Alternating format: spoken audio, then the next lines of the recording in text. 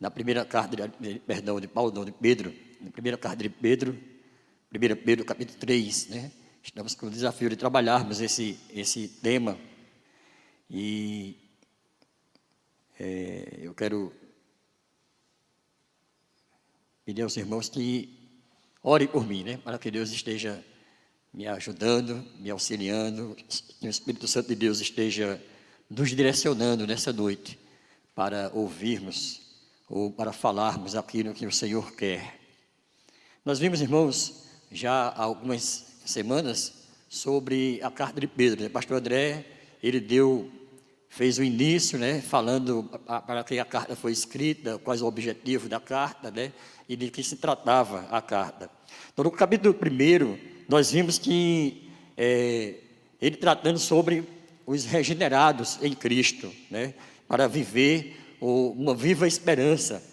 E também, ainda no capítulo 1, foi tratado também de conselhos e recomendações aos crentes.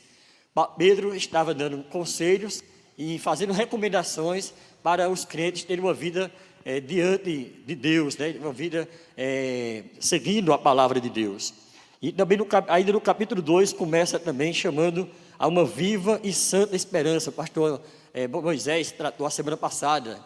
E Pedro chama a igreja, chama os crentes a terem uma viva e santa, uma vida santa na presença de Deus, né? Buscando ao Senhor em todo o tempo. Ainda tratando sobre o capítulo 2, chamado a aproximar-se da pedra viva que é Cristo, né? Chamando os irmãos a se aproximarem de Cristo cada vez mais. Também chamado a proclamar as virtudes de Cristo, não apenas viver, mas proclamar para as outras pessoas as virtudes, né, sobre Cristo. E também, no ponto 3, ainda no capítulo 2, que é exortação a uma vida cristã exemplar, e viver como servos de Deus. E Pedro trata isso, falando que a gente deve ter obediência aos senhores, né, aos escravos, tratar bem, honrar, né, os seus senhores, obediência, né, sempre buscando a Deus em santificação. E hoje nós vamos estar tratando do capítulo 3, que também ele traz alguns exemplos.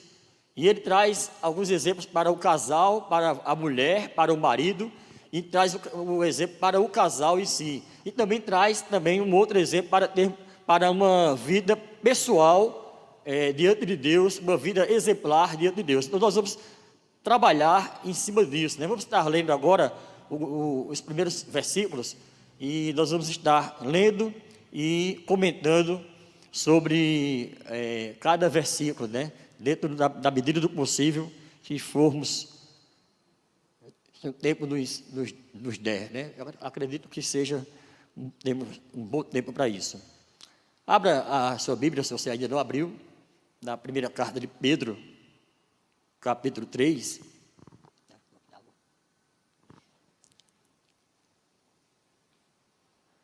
Nós vamos ler os primeiros 7 versículos e depois daremos continuidade. A vida exemplar cristã, deveres dos casados. Mulheres, sede vós igualmente submissas a vossos próprios maridos, para que, se ele ainda não obedece à palavra, seja ganho sem palavras alguma, por meio do procedimento de sua esposa, ao observar o vosso honesto comportamento, cheio de temor. Não seja o adorno da esposa o que é exterior, como frisado de cabelos, adereços de ouro, aparato de vestuário. Seja, porém, o homem interior do coração unido ao incorruptível, trajo de um espírito manso e tranquilo, que é de grande valor diante de Deus. Pois foi assim também que a si mesmas se ataviaram outrora as santas mulheres que esperavam em Deus, estando submissas a seu próprio marido, como fazia Sara, que obedeceu a Abraão, chamando-lhe Senhor, da qual vós vos tornastes filhas, praticando o bem e não temendo perturbação alguma. Maridos, vós igualmente vivei a vida comum no lar, com discernimento e tendo consideração para com a vossa mulher, como parte mais frágil. Tratai-a com dignidade, porque sois justamente herdeiros da mesma graça de vida, para que não se interrompam as vossas orações.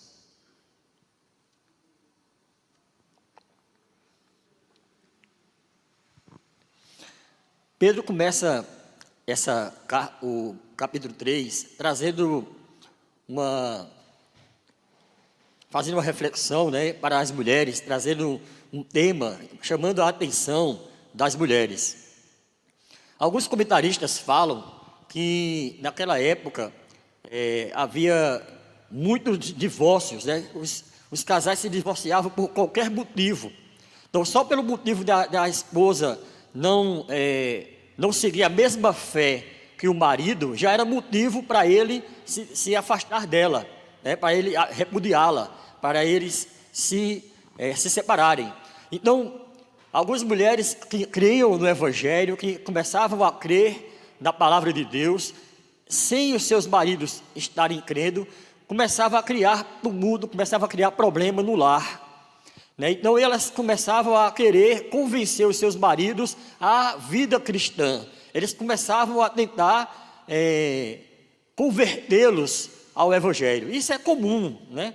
Quando a gente ouve a palavra de Deus, quando a gente é atraído pelo Evangelho, que a gente vem para Cristo, a tendência que nós temos é de querermos passar para as outras pessoas, que as outras pessoas sintam aquilo que a gente sente, não é verdade? A gente tem uma vida de pecado, a gente vive uma vida desregada diante de Deus, uma vida totalmente desvirtuada da palavra. E aí, quando a gente tem um encontro com Deus, a gente sente uma alegria tremenda, a gente sente muita alegria no nosso coração. Então, isso nos leva a querer que as outras pessoas sintam a mesma coisa. E aí a gente termina, muitas vezes, insistindo ou tentando até fazer aquilo que é próprio do Espírito Santo. A gente fica querendo convencer as pessoas para que venham ao Evangelho. Mas, na verdade, não somos nós que temos que convencê-los. É Cristo, o Espírito Santo que convence. A nossa obrigação é pregar a palavra. Então, Pedro, ele exorta as mulheres para que tenham cuidado, para que elas não insistam com isso, para que elas não fiquem, não sejam abandonadas pelos seus maridos. E aí ele dá o conselho, né? Mulheres, sede vós igualmente submissas a vosso próprio marido, para que se ele ainda não obedece à palavra, seja ganho sem palavra alguma, por meio do procedimento da sua esposa. Então, ao invés de a mulher querer convencer o marido através de palavras e digamos, ainda hoje, né, a gente vê assim, muitas vezes a esposa quer falar com o marido ou quer exortar ele, e ela começa a usar palavras que muitas vezes machucam, né, o marido. Ao invés de ela ter sabedoria de ganhar o marido, mesmo que seja com palavras, mas ganhar com palavras sábias, ela começa a trazer acusações para ele. Ah, você faz isso, isso e isso de errado, você não faz isso e tal e tal.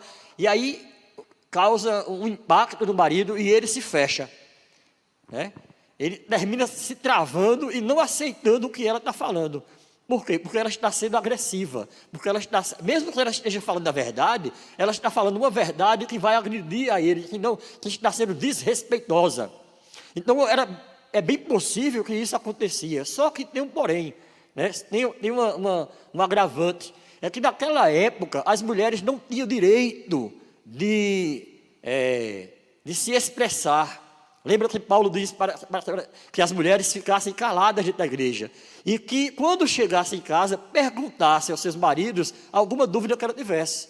Então elas não tinham o direito de estar falando, e elas também não tinham o direito de confrontar seus maridos. Então o marido não aceitava isso e acabava repudiando a sua esposa, né? E aí Pedro disse para as mulheres: sejam submissas. Para quê? Para que vocês, sem palavras, até mesmo sem palavras, vocês possam ganhar seus maridos. Como? Através do seu comportamento, através do viver em Cristo. Então, o que Pedro estava dizendo, Paulo está saindo da minha cabeça, né? O que Pedro estava dizendo é que a mulher deveria viver o evangelho de maneira pura, de maneira exemplar, e o marido iria ser atraído pelo exemplo dela. O marido ia passar a ter atenção ao evangelho por causa da sua esposa. Alguma coisa ia ser diferente na vida dela. Ele iria perceber como ela agia antes e como ela está agindo agora. Eu lembro que uma certa mulher, ela chegou para o pastor, né, e começou a conversar com ele, e disse que ela tinha se convertido, e o marido dela não gostava, o marido dela era um beberrão, ele praguejava, ele insultava ela por causa do evangelho. Quando ela estava orando, ele ficava tirando a atenção dela, e coisas assim, e ela começava a brigar com ele, começava a repreender ele, e isso só piorava, a situação só piorava. E aí ela pergunta ao pastor o que ela deve fazer, e o pastor olha para ela e diz, a partir de agora, o que é que ele vai fazer? Quando ele chega em casa, o que ele faz? E ela começou a contar o que ele fazia, que ele chegava brabo, chegava bêbado, queria que a janta estivesse pronta, e se não tivesse, ele batia nela. Então, o pastor disse para ela, a partir de agora, a irmã não vai dizer mais nada. A irmã não vai falar nada com seu marido, você vai ficar calada. Mas assim que ele chegar em casa, você vai dizer uma coisa para ele, seja bem-vindo, meu filho. Seja cá.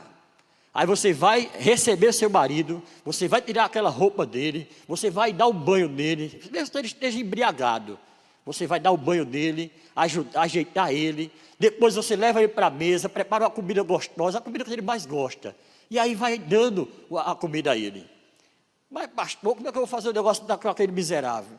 Aquele cara não presta, e começou, aí ele disse a ela, faça isso.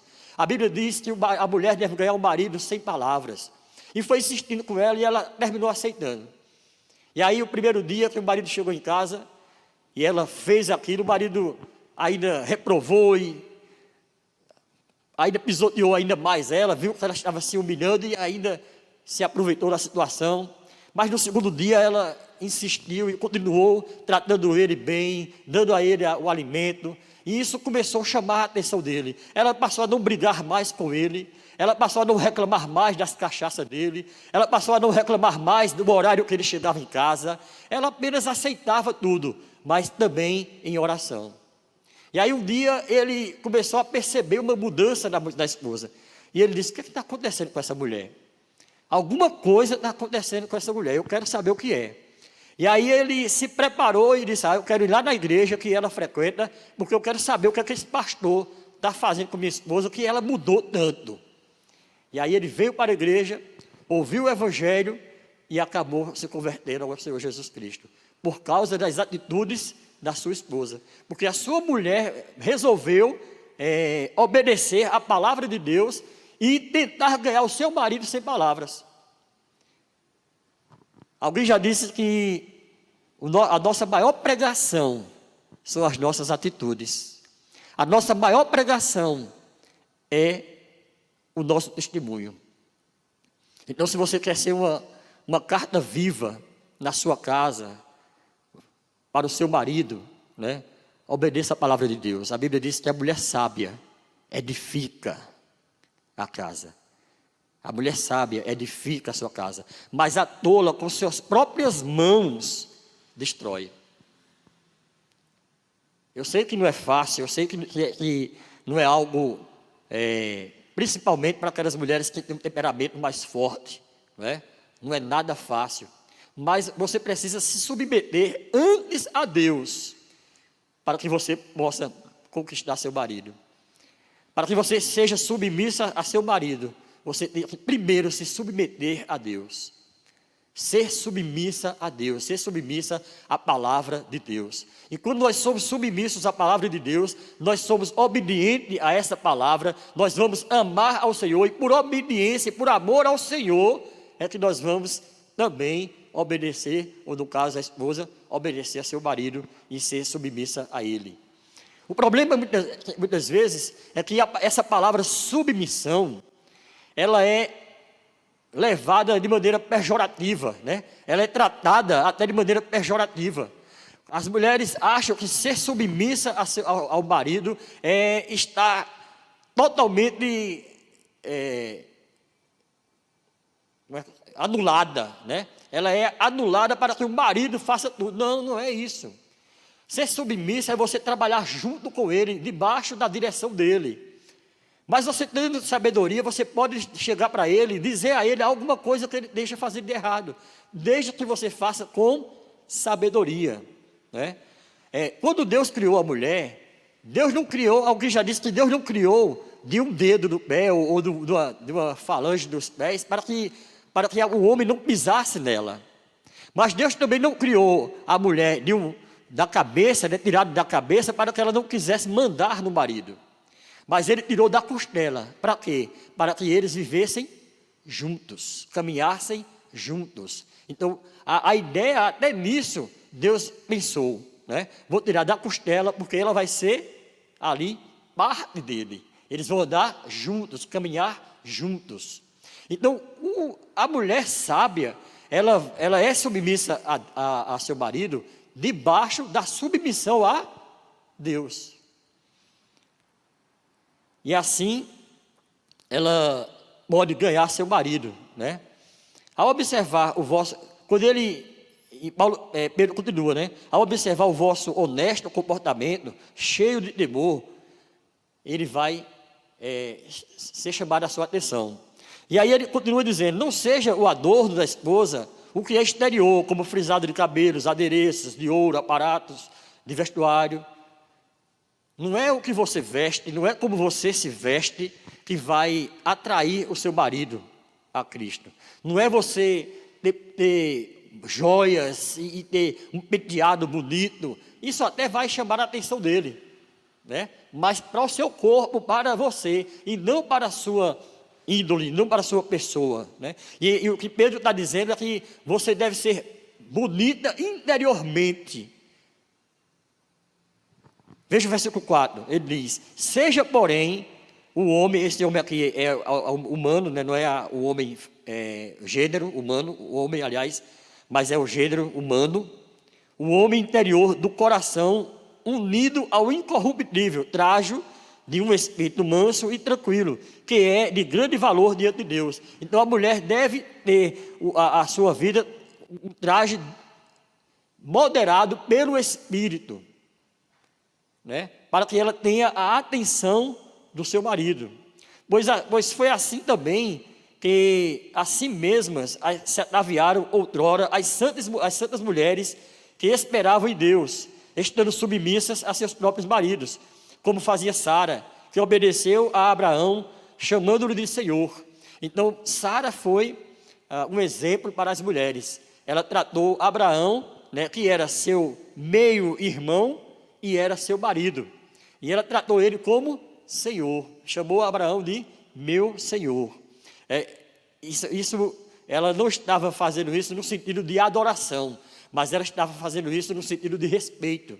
De respeitar a hierarquia, de respeitar sabendo que Abraão tinha sido colocado por Deus sobre a sua vida como cabeça.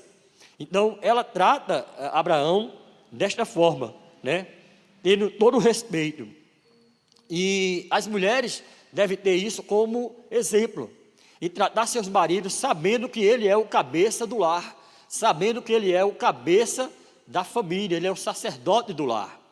E muitas vezes a mulher quer tomar a frente, muitas vezes a mulher quer fazer o papel do marido, e as coisas terminam dando errado. E dão errado porque a mulher, ela tem sentimentos diferentes do marido, né? A mulher, ela é mais movida pelos sentimentos, pela paixão, digamos assim, do que pela razão. Ela é todo sentimento. E o homem já é mais racional. O homem já é mais razão. Por exemplo, Quando meu filho era criança, né, Asaf, ele ainda estava começando os primeiros passos, ele começou a andar e aí ele caiu. Quando ele caiu, ele bateu com a cabeça no chão e fez um galo, né, na testa, que chega. Minha esposa botou as mãos na cabeça e começou a gritar, ai meu Deus, e começou a... Por quê? Sentimento. Ela viu o filho dela, que estava ali, sofreu um acidente, e o galo estava grande, e aí ela ficou desesperada, porque ela é cheia de sentimentos. Ela não teve a atitude de ir lá, pegar o menino e ajeitar. Aí eu fui lá, peguei ele, botei no braço, peguei o gelo, aliás, não peguei nem foi o gelo, foi como o povo fazia antigamente, pegava a colher, né? Pegava a colher e botava na testa assim, botava no gelo e botava na testa, e comecei a ajeitar. E depois eu falei com ela, olha, ele caiu, se eu não estivesse em casa, como era que ia ser? Ele caiu, ficou precisando de você, e você ficou aqui gritando e chorando, sem ir acudir a ele. Então é necessário que se tenha um autocontrole, mas muitas vezes a mulher não tem esse controle, e esse controle vem do marido, que ele é racional. O homem é mais racional do que a mulher. Então a mulher age mais por sentimentos, e o homem age mais por razão, né? Mas ele raciocina mais, e termina sendo mais centrado. É claro que existem homens que são cheios de sentimento, e existem mulheres que têm mais razão, mas no geral, né,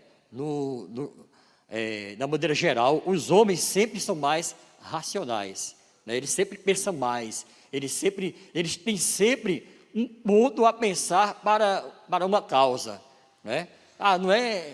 Ele não tem uma vida assim, sentimento romântico, ele acha, não, por que isso? Isso aqui é por tal coisa, porque X mais Y, não sei quanto, ele é mais por esse lado. E a mulher já procura mais os sentimentos. Então,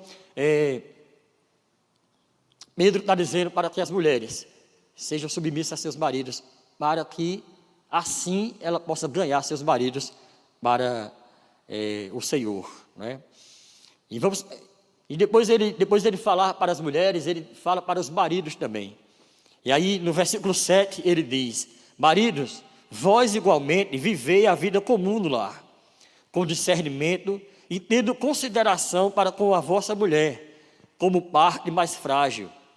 Tratai-a com dignidade, porque sois juntamente herdeiros da mesma graça de vida, para que não se interrompam as vossas orações. Então ele também traz conselhos para os maridos, para que os maridos não desprezem as suas mulheres, mas que eles tratem ela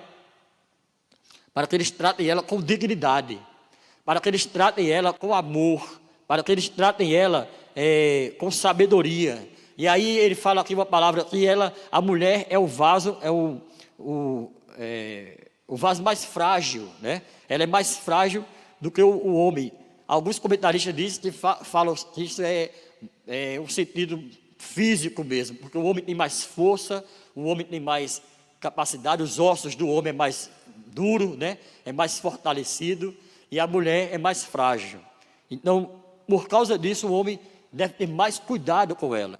A Bíblia diz que o homem deve amar a sua esposa como Cristo amou a igreja. Maridos, amai vossas mulheres como Cristo amou a igreja. Então, se Pedro, eu acho que é Pedro mesmo que fala isso, acho que, se não me falha a memória, talvez em 2 Pedro, ou nos próximos capítulos. Mas, quando Pedro fala isso, que nós devemos amar a esposa como Cristo amou a igreja,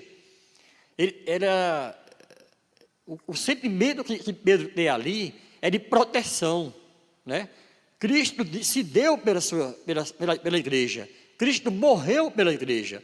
Ou seja, se eu estou andando com a minha esposa em um determinado local, e há algum perigo, há alguma ameaça, eu devo me colocar na frente dela, e não me colocar atrás dela para me proteger, mas eu devo protegê-la, eu devo avançar e me colocar diante dela, para que ela não sofra o dano, né? Para que assim como Cristo deu a sua vida por ela, nós também, se for necessário, devemos dar a nossa vida pela esposa. Devemos protegê-la.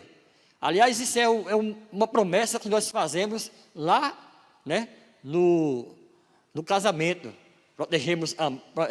Prometemos amar, proteger, né, dar tudo para ela, fazer tudo para que ela seja feliz, né? Então, devemos estar sempre buscando proteção para a mulher, sabendo que é uma obrigação nossa, né, como homem. Eu e a Cristina, a gente caminha todos os dias, né? Todo dia a gente caminha 1 hora de caminhada.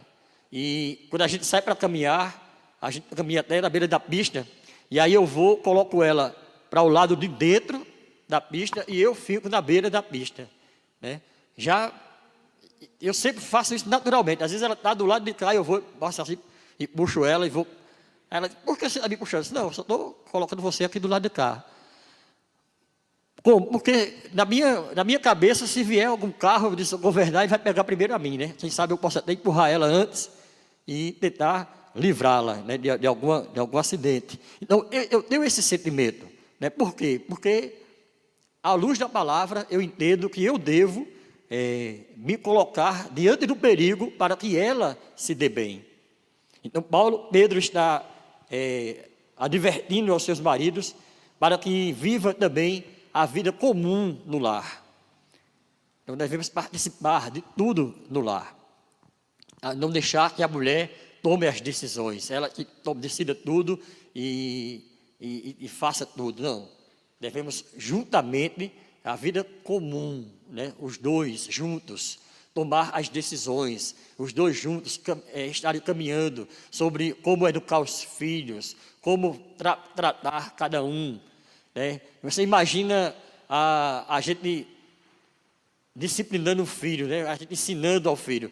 A esposa ensina de um jeito e o marido ensinar de outro. A esposa diz que é para ele ir por aqui e o marido não, é por aqui. Como vai crescer essa criança? A cabeça toda confusa, né? E na hora que interessar para a criança, ela vai buscar quem? Aquilo que for melhor para ela. Então, se ela sabe que a mãe não deixa, mas o pai deixa, aí ela vai buscar o pai. Ou vice-versa, se ela sabe que o pai não deixa, mas a mãe deixa, aí ela vai pedir a mãe. Então, o marido e a mulher devem andar em comum acordo. E isso eu combinava com Cristina sempre. Se eu ensinar alguma coisa para eles, se eu disser alguma coisa para os meninos, não diga diferente. Você vai ter que dizer a mesma coisa.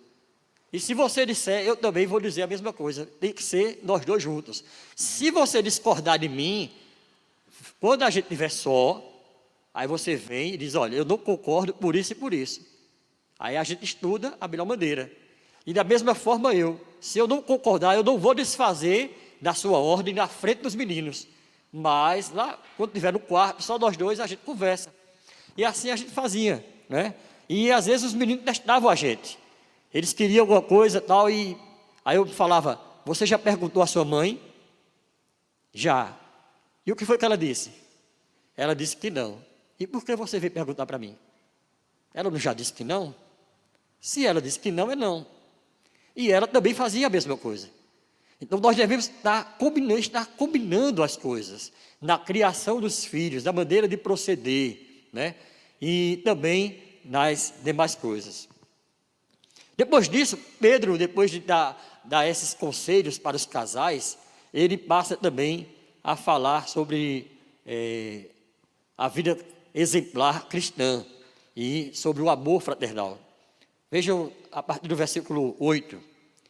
Finalmente, sede todos de igual ânimo, compadecidos, fraternalmente amigos, misericordiosos, humildes, não pagando mal por mal ou injúria por injúria, antes, pelo contrário, bem dizendo, pois para isto mesmo fostes chamados, a fim de receberdes bênção por herança. Pois quem quer amar a vida e viver dias felizes, refreie a língua do mal e evite que seus lábios os falem dolosamente. Aparte-se do mal, pratique o que é bom, busque a paz e empenhe-se em alcançá-la. Porque os olhos do Senhor repousam sobre os justos, e os seus ouvidos estão abertos às suas súplicas. Mas o rosto do Senhor está contra aqueles que praticam males. Essa segunda parte do texto, ela trata tanto para casais como para a vida pessoal, para a nossa vida pessoal, individualmente, né? Então ele fala: sede todos de igual ânimo, compadecidos, fraternalmente amigos e misericordiosos e humildes. Devemos ter uma vida misericordiosa, devemos tratar as pessoas com misericórdia, mesmo que elas não sejam cristãs, ainda mais, né? Ainda mais se elas não forem crentes. Devemos tratar com misericórdia e de forma humilde. Não devemos pagar o mal por mal, mas devemos pagar o bem, né? Ou melhor, o mal pelo bem. Se alguém te fez o mal, não faça o mal também para essa pessoa. Faça o contrário, faça o bem. Jesus, certa vez, dando conselho aos discípulos, disse o seguinte: orai pelos que vos perseguem. Então Pedro está alinhado a esse ensinamento de Cristo. Orai pelos que vos perseguem. Abençoeis e não amaldiçoeis. Mesmo que alguém te amaldiçoe, você não deve amaldiçoar esta pessoa. Você deve bendizer essa pessoa. E não se preocupe se ele te amaldiçoar, porque a palavra de Deus diz que praga nenhuma chegará à nossa tenda. Se estamos debaixo do sangue de Jesus Cristo, se somos lavados e remidos pelo sangue de Jesus, nós temos uma proteção contra qualquer maldição. Maldição nenhuma vem sobre nós. Praga nenhuma chegará à nossa tenda, desde que sejamos lavados e remidos no sangue do Cordeiro de Deus. Então, se alguém faz o mal contra a gente, a Bíblia nos ensina a fazer o bem. O apóstolo Paulo disse que quando a gente faz o bem a uma pessoa que nos faz o mal, é como se a gente colocasse brasas vivas na cabeça daquela pessoa. Aquela pessoa tenta prejudicar você, e você sabe que ela tentou lhe prejudicar, mas você procura o bem dela. Você procura ajeitar ela. Você procura fazer o melhor para ela. E essa pessoa acaba se constrangendo por fazer o mal para você. É claro que algumas vezes, algumas pessoas dessas vai se aproveitar dessa situação, né? Tem pessoas que são mais duras, tem pessoas que são mais ranzinzas, né? São mais severas. Então você vai fazer o bem para ela e ela vai continuar fazendo mal a você. Mas um dia a ficha vai cair. Um dia essa pessoa vai pensar duas vezes. Eu lembro também de um exemplo de uma senhora que a vizinha da frente sempre xingava ela, né? Sempre maltratava ela, zombava dela pelo fato dela ser crente. Sempre fazia alguma coisa contra ela, né? E os filhos dessa vizinha jogavam pedra do telhado da casa dela e incomodava demais. E essa vizinha, ela vivia de briga, né? Mas um dia ela chegou na igreja, procurou o seu pastor, perguntou ao pastor o que é que fazia. E o pastor disse para ele: olha, a Bíblia diz que a gente deve fazer o bem a quem nos faz o mal. A Bíblia diz que nós não devemos devolver o mal com o mal, mas devemos devolver o bem pelo mal, né? A gente receber o mal e dar o bem para ela. Mas pastor, como é que eu vou fazer isso? Faça isso, obedeça a palavra de Deus. Obedeça a palavra de Deus. E veja no que vai dar. E essa pessoa, ela começou a orar e para saber o que fazia. E outro dia o pastor chegou para ela e perguntou: e aí, como é que está? Pastor, eu estou orando, mas está difícil. Aí o pastor disse para ela: você sabe quando é o dia do aniversário dela? Ela disse: não sei não. Você procure saber. E quando chegar o aniversário dela, você faz um bolo de aniversário, e leva para ela e dá de presente para ela. Mas pastor, eu acho que ela vai jogar esse bolo na minha cabeça. Não tem problema, se ela jogar não tem problema, o que vale é a sua intenção. E aquela mulher pensou, procurou saber das vizinhas, e providencialmente o aniversário daquela vizinha de frente era naquela semana. E aí ela correu, fez o bolo, preparou tudo, e no dia do aniversário foi lá e entregou o bolo àquela vizinha. Quando abriu a porta, que a viu com o bolo na mão, dando os parabéns para ela, a vizinha ficou pálida e começou a chorar. E começou a dizer para ela: ninguém se lembra do meu aniversário. Ninguém nunca me deu nada no meu aniversário. E ela chorando recebeu aquele bolo, e a partir daquele dia ela ganhou a vizinha. A vizinha não deixou mais que seu filho jogasse pedra na sua casa. A vizinha não falou mais mal dela. A vizinha não praguejou mais contra ela. Agora ela começou a ser uma amiga. Por quê? Porque ela devolveu o mal pelo bem. Então, isso, irmãos, que muitas vezes o desejo da nossa carne é fazer a mesma coisa. A vontade que a gente tem é de fazer a mesma coisa. Uma vez eu falei aqui que eu tenho muito medo quando eu vejo um crente pedindo justiça a Deus. Quando eu vejo um crente dizendo: Senhor, faz justiça. Claro que nós devemos pedir a justiça a Deus, porque Deus é justo. Mas eu falo no sentido de que a gente é perseguido, as pessoas nos maltratam, as pessoas lançam calúnia contra nós, e aí a gente diz: Senhor, faz justiça, porque a gente quer que essa pessoa pague pelo mal que ela nos fez. É esse tipo de justiça que eu tenho medo que a gente peça. E sim, o que eu devo pedir: Senhor, faz justiça. Se Deus pegar essa pessoa e converter essa pessoa para o Evangelho, Ele está fazendo justiça? Está, segundo a justiça dele. Aí eu vou me alegrar com isso? Tenho que me alegrar com isso, porque agora eu não terei mais um inimigo, mas terei um irmão. Mas o problema é que muitas vezes a gente quer ver aquela pessoa sofrer, assim como ela nos fez sofrer. Então, irmãos, quando você pedir justiça, peça a justiça de Deus, não a sua. Peça que Deus converta aquela pessoa, peça que Deus esclareça a mente daquela pessoa, ore para que Deus abençoe a vida dela. Então nós devemos viver de maneira íntegra, né? Fazendo o bem para as pessoas, independente do que as pessoas façam com você. Essa semana eu passei por um problema no trabalho, e foi muito difícil, né?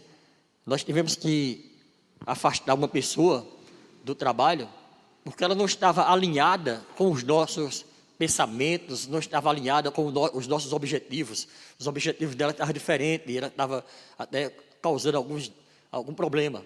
E nós conversamos, nós chamamos ela para dizer para essa pessoa que agradecer pelo tempo que ela serviu, e que agora ela estava sendo liberada para procurar outra coisa, né?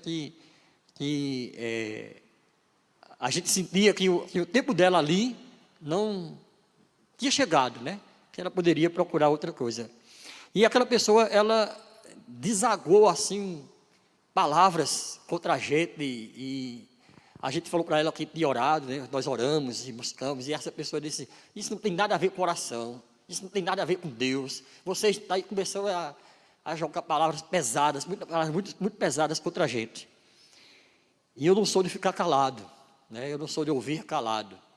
Mas eu tinha colocado o meu propósito, nós colocamos um propósito de não falar nada, deixar que a pessoa falasse à vontade, e nós não iríamos falar nada. E eu fiquei o tempo todo calado e fechava os olhos e orava e disse: Senhor, tem misericórdia.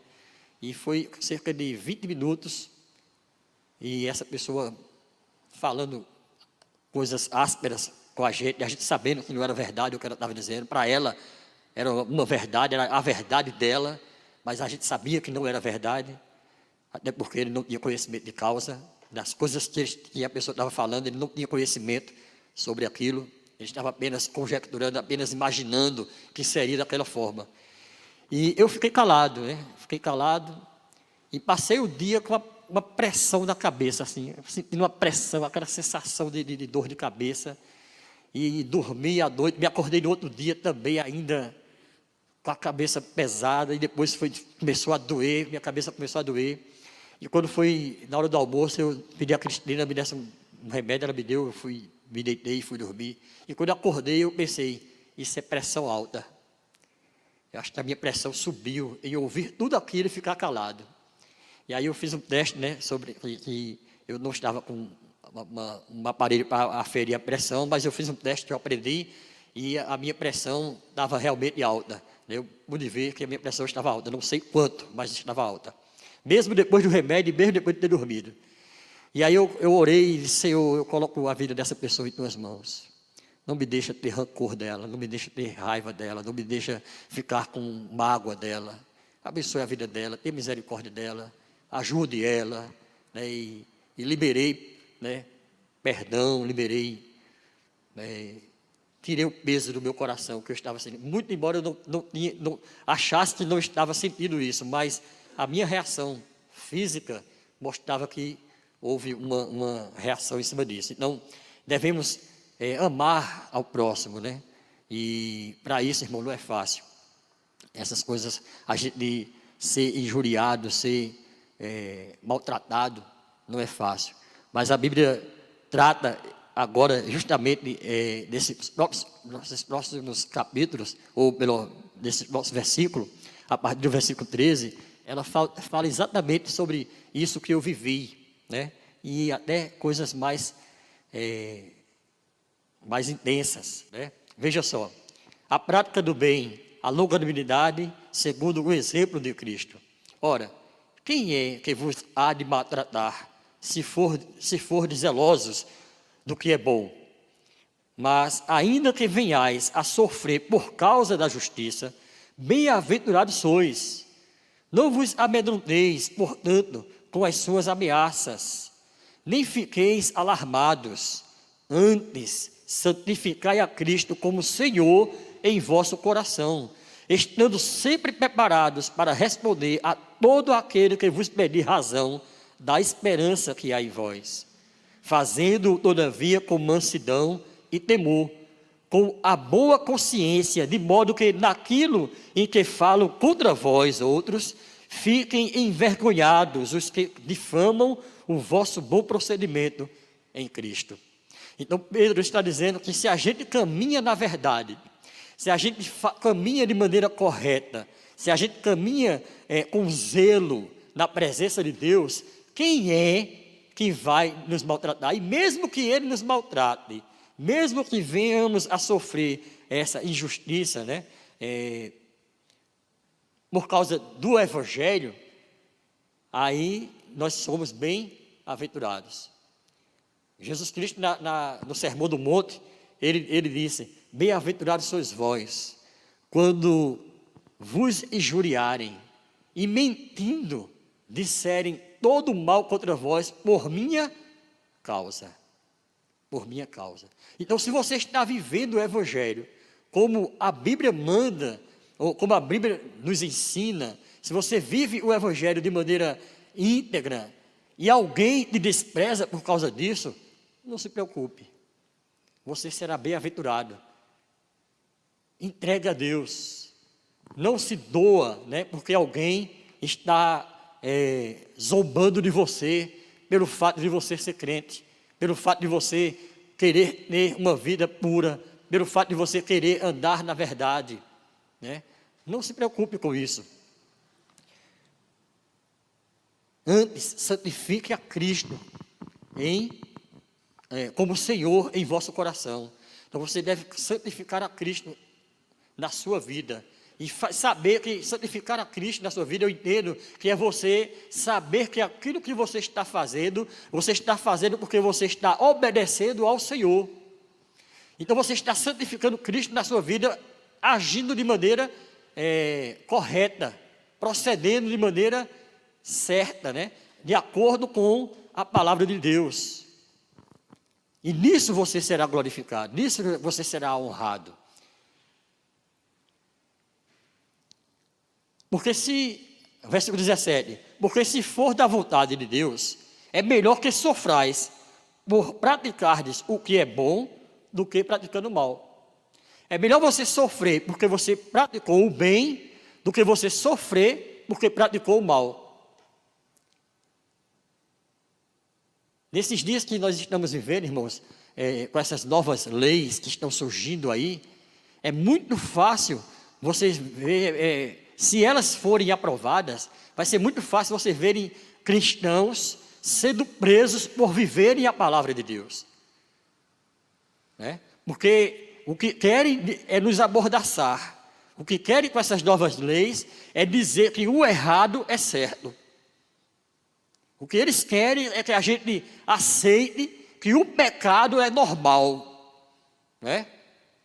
Que o pecado não tem nada demais. E a igreja do Senhor não pode se submeter a isto. Pecado é pecado, não interessa quem esteja praticando. Não importa quem. Então, se a Bíblia diz que o homossexualismo é pecado, ele é pecado e doa a quem doer. Quer goste, quer não goste, é pecado. E se não gostar, problema de quem não gostou. Mas eu não posso me calar diante da palavra de Deus por causa de uma lei humana. Eu devo obedecer às autoridades, Pedro ensina isso. Eu devo obedecer às leis, né? Mas desde que essa lei não confronte a palavra de Deus. Porque a lei maior é essa daqui. É uma regra infalível de fé e prática. Então isso aqui está acima de qualquer lei. Se criarem uma lei que venha contradizer a palavra de Deus, eu fico com a palavra de Deus. Mesmo que eu vá preso, mas aí eu vou ser preso, como Pedro está dizendo aqui, ó, por um bom motivo. Porque estou praticando o que é bom. Eu estou sendo punido porque estou praticando o certo. Eu não estou sendo punido por estar praticando o erro. Então, tenhamos isso em mente e tenhamos coragem, né? Tenhamos coragem, seja onde for, de levantar a nossa voz e dizer, está errado. Isso aqui está errado, eu não aceito. Eu não faço isso. Eu não trabalho desse jeito. Né? O presbítero Rocha contou lá na classe, essa semana, né, nós estávamos tratando sobre resistir ao diabo e ele fugir de vós, né? Ele contou que na empresa dele, tinha um cliente dele, que faz compras a ele, e o cliente dele chamou ele lá e pediu que ele fosse testemunha dele contra um dos funcionários. Porque o funcionário tinha sido demitido e estava botando ele na justiça pedindo hora extra. E ele estava dizendo que o funcionário não fazia hora extra. E ele foi pedir a Rocha, ao presbítero Rocha, para ser testemunha dele. E o presbítero Rocha disse, rapaz, eu não vou fazer isso não. Eu não vou fazer porque esse rapaz faz hora extra. Ele fazia hora extra. Eu vim aqui no sábado entregar mercadoria e ele vinha para cá para receber, então ele faz. E o cliente não gostou da resposta de Rocha. E sabe o que aconteceu? O cliente foi e deixou de comprar a ele. Ele perdeu o cliente. Mas ele não perdeu a posição dele de fazer o que é certo. Ele estava diante de Deus dizendo, Senhor, eu não vou me contrapor à tua palavra, eu não vou mentir em juízo. Mesmo que nos cause dano, irmãos, mesmo que nos cause prejuízo, fique com a verdade, fique com o certo, fique com a palavra de Deus, obedeça a ela. Seja qual for o dano, né?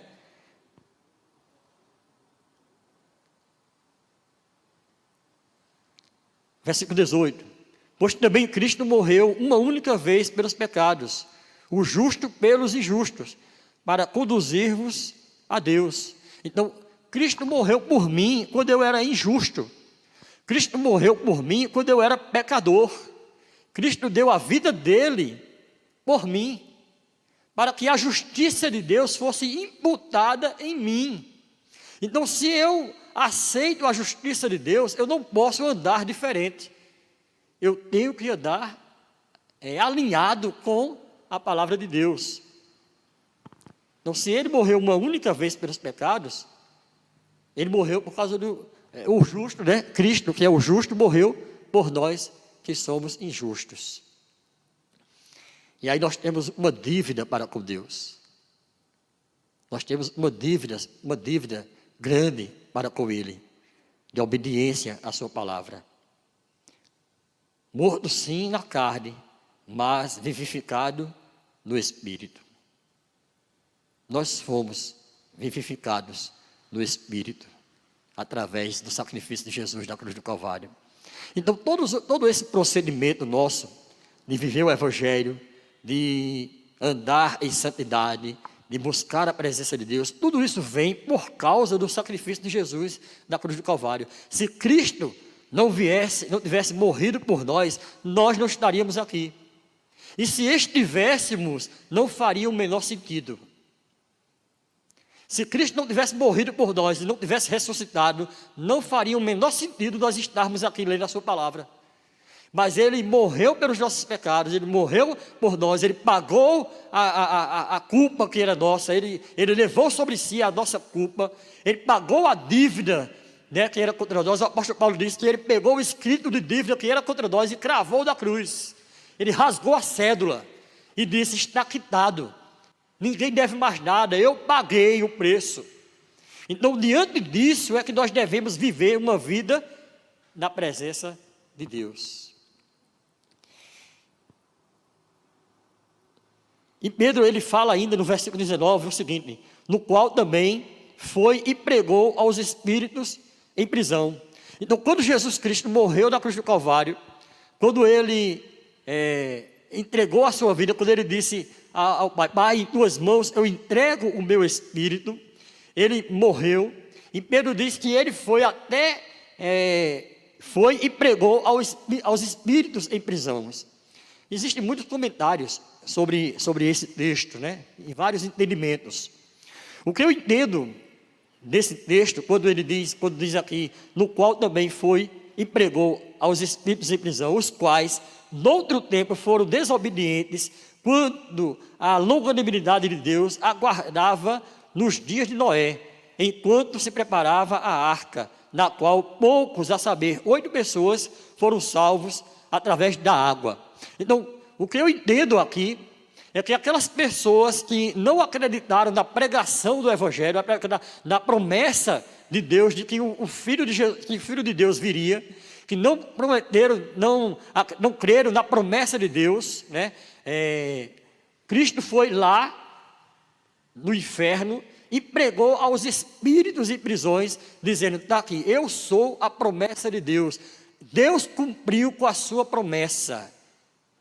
Então Ele foi mostrar para aqueles espíritos que morreram sem crer ou sem esperar a sua vinda, né? E aí ele mostra para eles que a promessa de Deus foi cumprida, que a promessa de Deus foi alcançada, e que Ele era o resultado da promessa de Deus, que Ele tinha vindo ao mundo, tinha morrido pela humanidade, e que agora o mundo estava sendo salvo por Ele, e eles estavam sendo condenados porque não esperaram pela promessa de Deus. Esse é o entendimento que eu tenho desse texto. E aí ele faz uma alusão ao dilúvio, né? Faz uma comparação do dilúvio como o batismo, né? Então, ali o versículo 21, ele diz: a qual, figurando o batismo, agora também vos salva, não sendo a remoção da imundícia da carne, mas a indagação de uma boa consciência para com Deus, por meio da ressurreição de Jesus Cristo, o qual, depois de ir para o céu, está à destra de Deus, ficando-lhe subordinado anjos e potestades e poderes. Então, o dilúvio é uma prefiguração do batismo de Cristo para arrependimento. É um sentido figurado, né, do batismo ali. Então nós somos batizados não para salvação, não somos batizados para sermos salvos, nós somos batizados porque fomos salvos. O batismo não salva, o batismo mostra que nós nos arrependemos e fomos salvos por Cristo. Então, para nós, o batismo é o selo do arrependimento. É nós mostrando para o mundo que fomos lavados, recebemos o lavar regenerador do Espírito Santo. Não através do batismo, mas através do sangue de Jesus Cristo derramado na cruz do Calvário. E o batismo passa a ser um sacramento, passa a ser um símbolo, né? Uma simbologia do nosso arrependimento. Amém, irmãos? Que o Senhor aplique essa palavra em nossos corações e nos ensine a andarmos em novidade de vida, em obediência à sua palavra, em obediência ao Evangelho. Que o Senhor nos abençoe em nome de Jesus.